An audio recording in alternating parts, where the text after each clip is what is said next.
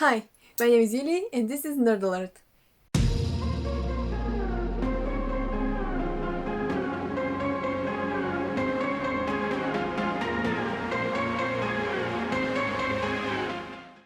For today's video, I'm going to be reviewing the whole of the Nightrunner series by Lyn Flewelling, or however you say her name. I always butcher it and I'm so sorry. Also, I'm sorry if you can't see the spines exactly, but I currently can't really see how they're looking. But basically, we have Look in the Shadows, Stoking Darkness, Traitor's Moon, Shadow's Return, The White Road, Casket of Souls, and Shards of Time. So the Nightrunner series is a 7-book series written by Lyn Flewelling, and the first book is called Look in the Shadows.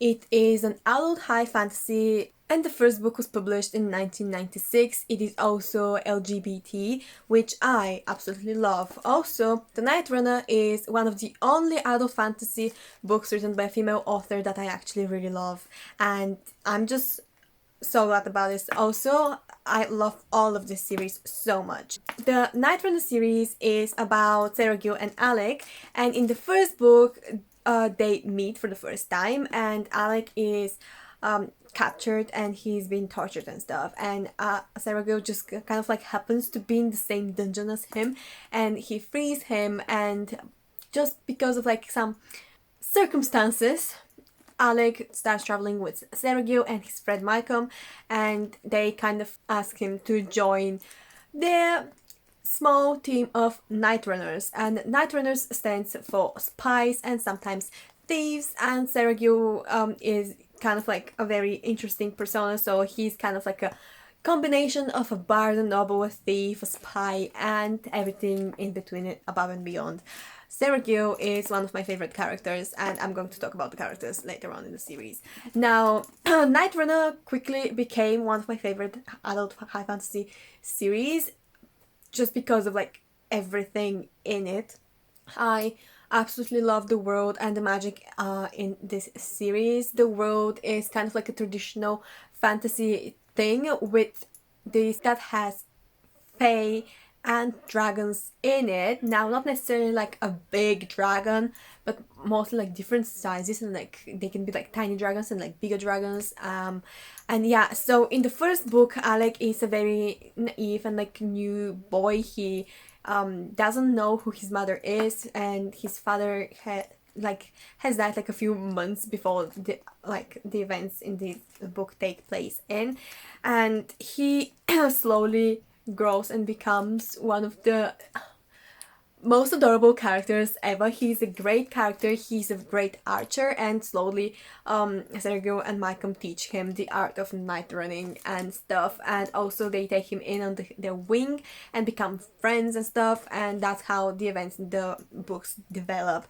And basically each book is about a different kind of case or mission that the queen sends them on, and I absolutely love it. Now, I called it an LGBT adult fantasy because Sergio and Alec are in a relationship, or at least get into a relationship later on, and I absolutely love that. What I love the most about this world and the magic in it is that it's like a traditional fantasy type of thing, but also the series reads kind of like an urban fantasy where each book, as I said, has a different case and a different plot line, while still has like an overarching plot for like each story arc, because the first 3 books have one story arc, then the next 2 books have another story arc, and then the next 2 books have different story arcs while they're still kind of connected, and I love that so much. The magic is mostly a soft magic system because the main characters don't have any magic, but the characters around them do because they're wizards there, and I absolutely love that concept and the idea. Oh my god, I just love everything about the series so much. I also love the author's writing style, and honestly, after reading the first book, when I started reading the second book, it was like I was like back like it was kind of like going back at home. I know it sounds so cheesy, but it was like coming back home after being absent for a long time, and I haven't felt like this opening a sequel to a series in a long time. Usually that feeling is only when I read something written by Brandon Sanderson or Sebastian de Castell or John Gwynne or Scott Lynch. It's like that good. That's how much I love it. And the plots in every book, I love the plot lines in this series so much because they're always different, and honestly I wasn't really thinking too hard while reading the books, but the thing is that they aren't usually that predictable, so you can kind of sometimes you can see things coming, but there would be always something surprising and there would always be some kind of consequences in this series, which is what I love so much, and the stakes are always high whether they concern Sergio and Alec or not. But honestly I love them. So for the first 5 books, most of these like storylines aren't political, they're mostly magic related or related to Sergio and Alec and their personalities, because they always get themselves in trouble. While book 5, Casket of Souls, is a bit more political. And I actually really love that, because in book 3 we finally see a bit more of the of Renan's side of the story and the world, which is the face side of the world. And then in book 5, Casket of Souls, we see the political side of Scala, which is the main country that they're in, and that they're in there, like they're in there most of the time and most of the series. And whenever they travel to some new place, we get introduced to the way that place operates, which I really love and appreciate. And the world is done really well. Like if you have questions in the first book, they will be answered later on, and I just love it so much. Honestly, yeah, I just I absolutely love it. When it comes to the characters, we have so many characters that are great characters. Obviously, our 2 main characters are Sergio and Alec, and they are just my favorite boys ever. I love Alec with my whole entire being. He is so cute. To me, he would always be that 16-year-old boy that we first met in the series, but he grows up so much. Honestly, he grows as a character, he grows as a person. I just love his entire story arc so much, because in here he was so much different than he is in Shards of Time, and I just love to see his whole development so much, because he wasn't necessarily conservative or close-minded, but he was basically brought up in a very like limited, so to speak, environment, because he had only his father. They didn't have a permanent home, so they would move constantly, and he was brought up, as I said, in like in a conservative type of way. And meeting Sergio made him basically come out of his comfort zone and just open up his mind to like everything in the world. Like honestly, Alec didn't even believe that the Fae existed or that the dragons existed until he met Sergio, and I absolutely loved seeing that development for him. And Sergio is as well one of the best characters I've read about in like a while. I love him. You might even call him kind of like the typical type of guy that the main character would meet, but honestly, I'm trash for that. I love Sergio so much. He has obviously troubled past, of course, and he has struggled. He has his like past problems and stuff, but oh my god, I just love him so much. And he also has developed a bit, like he's learned to like share stuff with Alex that he wouldn't share with anybody else, and he cares for Alex so much. Both of them care for each other so much, and I love that to pieces. And Malcolm is like their best friend. Malcolm and Sergio have known each other for ages, and then Alec comes in and Malcolm is friends with Alec as well. And what I love about the series is that they have, like, Malcolm has a family, and the family is present there. It may be present for like a chapter or two, but they're there. Like his daughters, his wife, they're all there, and they have some like stories in like each of the books, and I love that so much.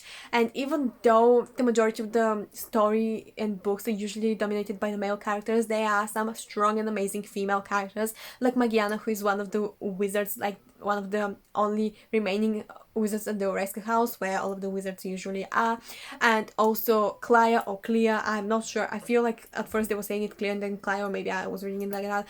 But Clea is like one of the best characters. Becca, Malcolm's daughter, is also one of the best characters that I read about. And basically this the noble family in Scala is basically led by women. Like they have only queens, and I just really enjoyed reading about this. I just love it so much. I I loved how they made Sergio and Alex's relationship just be normal, like nobody was discriminating against them, and I absolutely appreciate that, especially for such an old series, because as I said, the first book was published in 1996, and then the others have like a bit like of longer gaps between them, and the last book was published in 2012, I think, but still, I just absolutely love everything about them.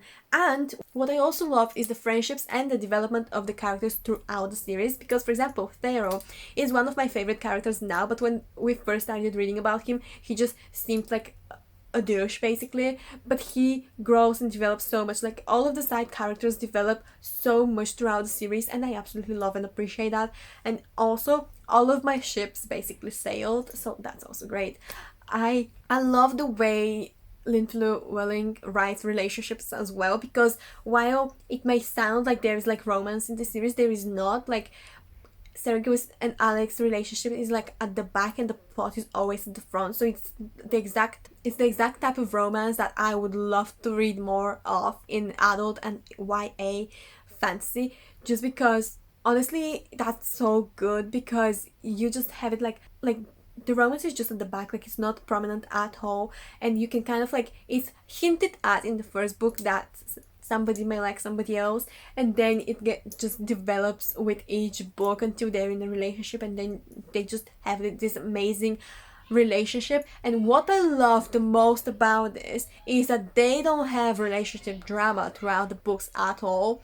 That's what I love the most about the series, because every time I read about a book with some relationships in it, they always make the main characters have some kind of a love drama in it, and I absolutely hate that usually. But in this series they don't have any drama, and they just have their own healthy relationship from the get-go, and whenever they aren't alright with something, they talk it out, and I just love that so much. And as I said, it doesn't really take up that much like from the story, like it's like just like a page or two, but it's like just wholesome every single time, and I love that so much. So yeah, that's pretty much it.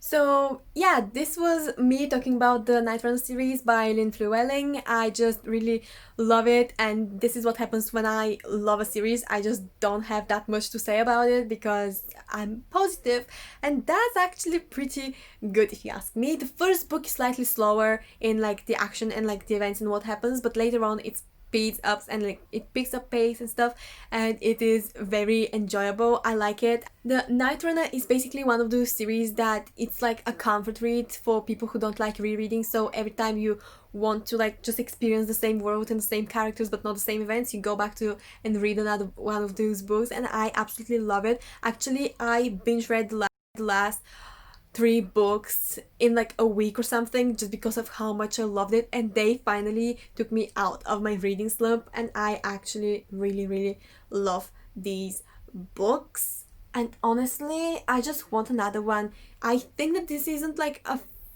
I don't think that the series is like finished as of yet. I think that this is the last book. Shards of Time is the last book so far, but maybe there could be hopes for another book. I mean, dreams are free, so I'm gonna hope that there would be another book, because I would actually kill for another book with Sergio and Alec in it, because I just love them this much. And yeah, tell me, do you want to like read this series? If not, why? You should definitely add it to your TBR on Goodreads.